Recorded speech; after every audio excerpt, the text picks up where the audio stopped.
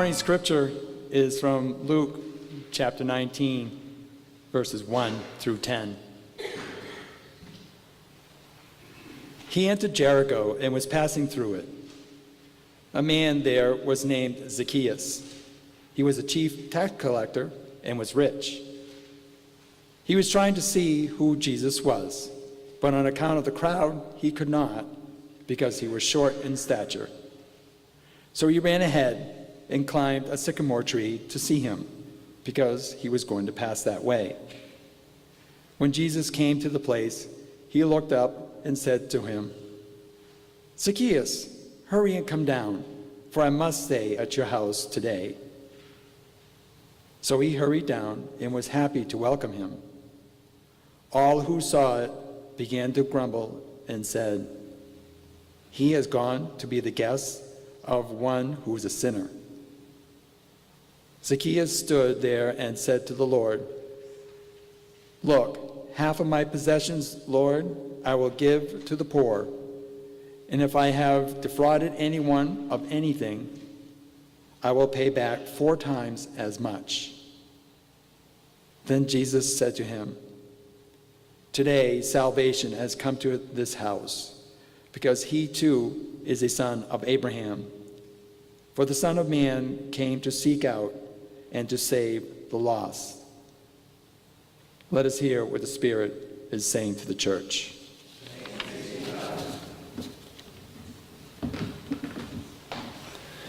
This morning I'm continuing in the stewardship thoughts I've been sharing through the fall, and the overriding image I've been using is that of shingling a house. Since I did that earlier this year, I learned that the strength of shingles are in the different layers. A shingle is about 24 inches long, and you only see about 6 inches of the shingle when you shingle, if you shingle properly, which I certainly hope I have done. And that means that there are multiple layers between the elements and the wall that the siding is seeking to protect. And so I've used that image through these Sundays to talk about the different ways that our stewardship and our generosity enables the church to be strong and effective and faithful in its work. I told you that we are blessed as a congregation to have an endowment that's worth almost $1 million, and that endowment is invested carefully and managed well so that each and every year we receive an equal blessing from those resources. I spent some time talking about giving on a regular basis, and last Sunday I spoke about tithing, and you all came to church anyway, and I'm very grateful for that. And today I want to talk about proportional giving. Proportional giving. That is contributing in proportion to how we have been blessed.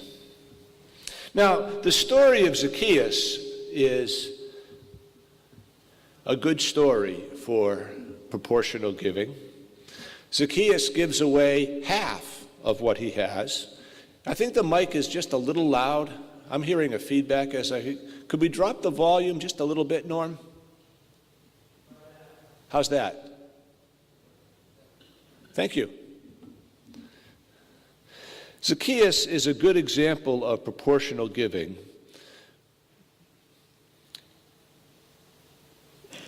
The Roman Empire had a taxation system known as tax farming. Now, in no society anywhere at any time are tax collectors particularly popular. But when Rome conquered, they adopted the practice of tax farming. What they would do is they would seek out from among the conquered community one individual and charge them with the responsibility of raising the taxes. So if Concord had been conquered by the Roman Empire, they might say to someone, I don't know, maybe Byron, they'd say, Byron, you're the tax collector, and you have to give us $44 million every year. And your compensation, Byron, would be that whatever you could raise over and above the $44 million that you owe would be yours to keep. Well, I was about to say that could never happen because Byron would never accept such a position. But that's what we have going on in the life of Zacchaeus. That as the Romans had conquered the city of Jericho, for some reason they centered on Zacchaeus and gave him the dubious honor of collecting the taxes. It was a system that had no law, that had no governing priorities or policies. The tax collector would have the full weight of the Roman Empire behind them to take whatever amount they wanted from whoever they chose to take it from. So when Zacchaeus says, if I have cheated anyone, it's rather facetious. He's cheated everybody. And not only has he cheated everybody, but in cheating everyone, he has taken the resources of the community and used those resources to support the occupying forces that have already caused so much harm.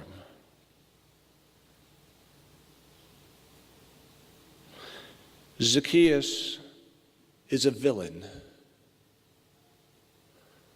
who turns good. I couldn't help thinking of this story this week as I read in the news about someone working for a pharmaceutical company who encouraged doctors to overprescribe opioids.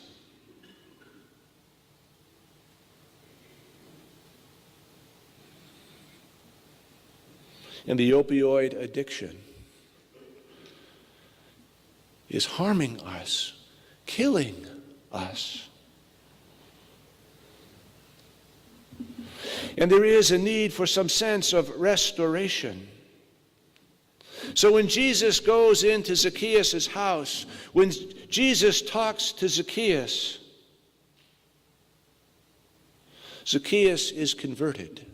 Zacchaeus, his values change. He stops doing the harmful things that he's always done, and he begins to do the things that restore to Jericho a sense of community, of belonging. No longer is he exploiting and stealing.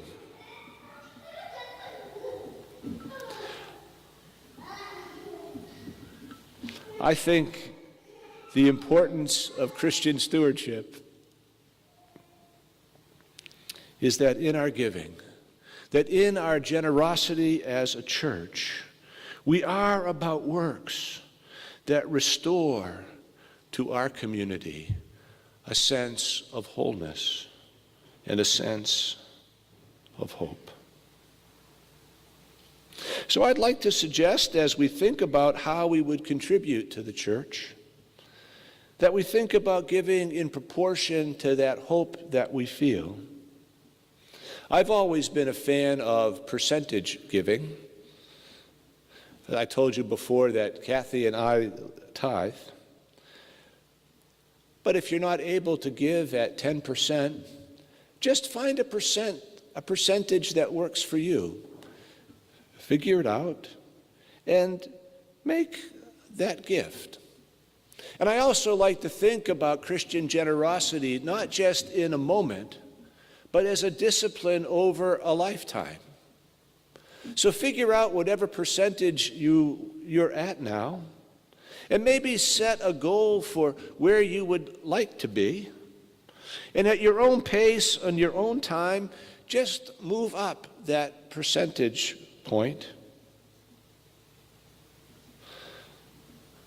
Because stewardship in the church is not just about the church's bank account being full. It's about being about the kinds of ministries that restore justice to a community that struggles. I'd like to tell you a few stories about some amazing people whose generosity is far beyond anything that I would ever do or can do or even aspire to do. But when I hear the stories, my heart is warmed, my hope is restored. One of the interesting things about the biblical scholarship is that the New Testament says very little about tithing. And that's because the major actors in the New Testament did not tithe. They gave everything. Our understanding of the church in its earliest days is that it was a communal operation. Persons who were part of the church gave all of their resources, lived communally, and out of that community, they went about the work of announcing to the world that God has come in Jesus Christ and bore witness to divine promise and divine hope. And perhaps the most clear example you can find is in Acts chapter 4, where Barnabas sold a field and brought all of the proceeds from that sale and offered it to the common treasury of the Christian ministry. Now, we are not a commune today, and I'm not suggesting that we become one. It probably wouldn't work. But that was the level of generosity in the very first wave of our faith. The other person who's always impressed me was St. Francis of Assisi. Perhaps you know his story. But St. Francis grew up among the aristocracy. He was very, very, very wealthy, had everything that he wanted, and he also was a little bit of a partier, as the history tells us. He would tend to drink a fair amount in his youth, somewhat impulsive. When there was a war, he thought, gee, wouldn't it be fun to go to war? I'm serious.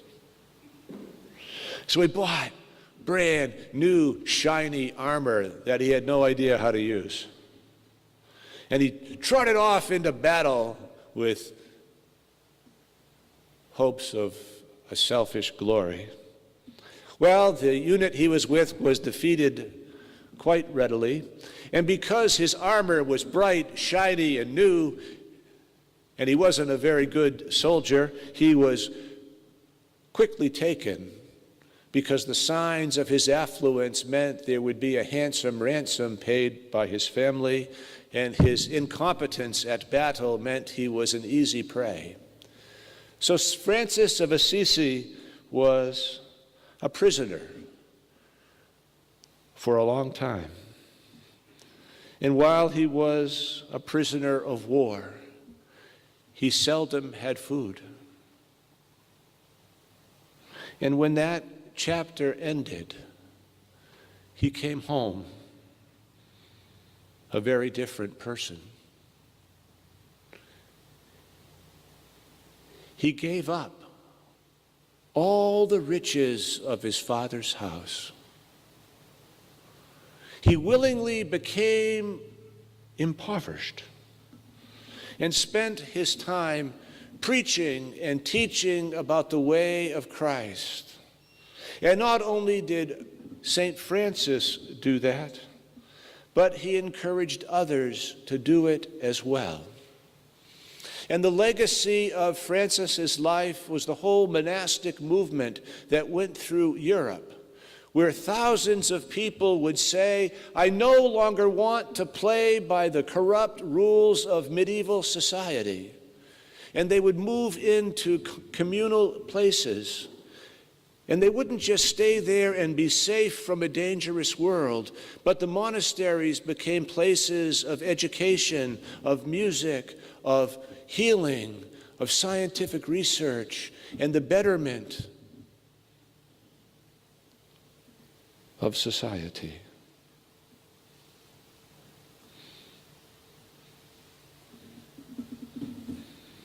St. Francis of Assisi,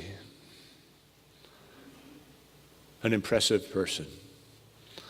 I don't think I'll ever do what he did, but I'm awfully glad that he did what he did. And then I'd like to tell you a little bit about the founder of Methodism, John Wesley. They named a church after him. Perhaps you've heard of it.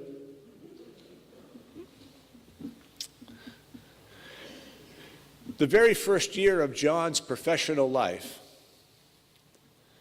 he made 28 pounds. That's roughly equal to about $20,000 or $22,000 in today's economy.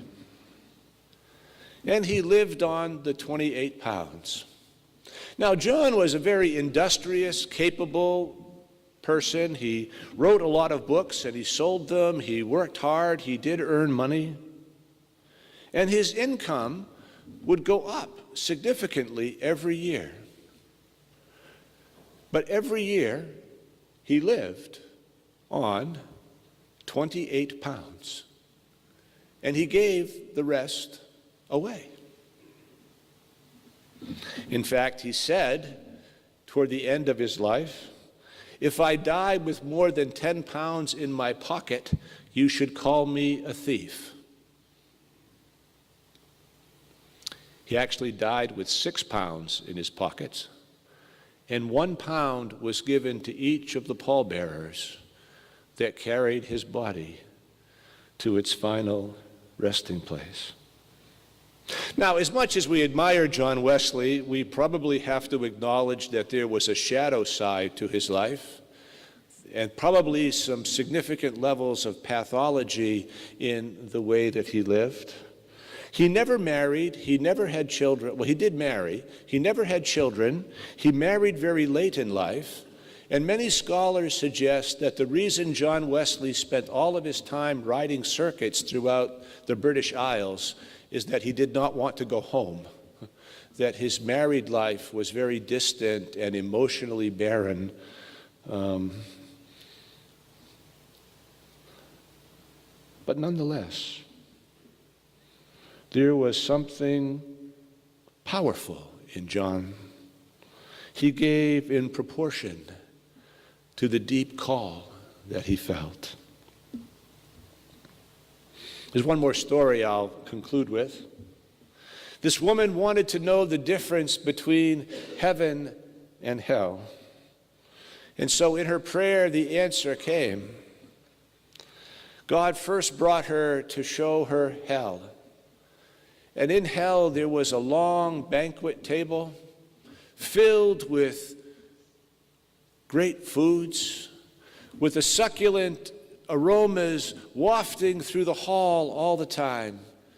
And all the people there in the banquet were in agony because as they sat at table, they had no elbows. And so in the presence of all this bounty and all this blessing, they were restricted, unable to feast. And then God showed her a vision of heaven. And it was strangely the same.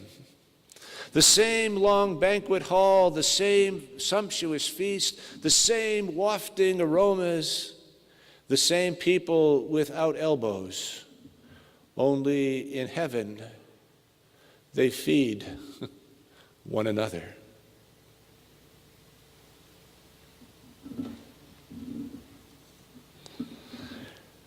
Restorative justice is about trusting.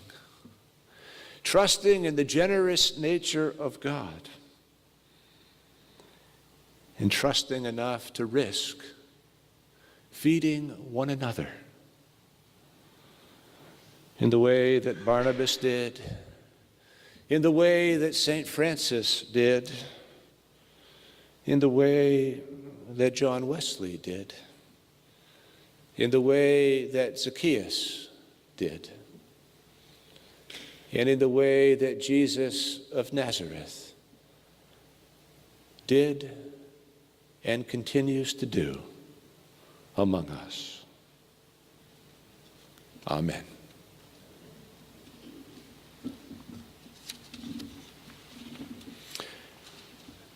As a forgiven and forgiving people, let us offer our gifts to God.